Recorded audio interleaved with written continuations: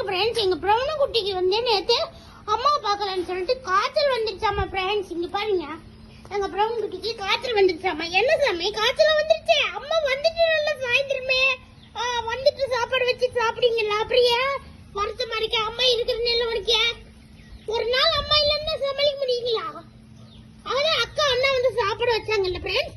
அப்புறம் என்ன ஃப்ரெண்ட்ஸ், இங்க பாருங்க எங்க சண்டை கோழி, அங்க பாருங்க கருவா முஞ்சி, இங்க ஒரு ப்ரௌனு, எங்க மண்டைய, எங்க பப்பாளி, எங்க சிட்டு, எங்க வந்து லக்கு, எங்க ஒயிட்டு, இங்க பாருங்க எங்க ஒயிட்டி பைட்டி, இங்க பாருங்க வெள்ளச்சி, எல்லாரும் இங்கதான் ஃப்ரெண்ட்ஸ் இருக்காங்க.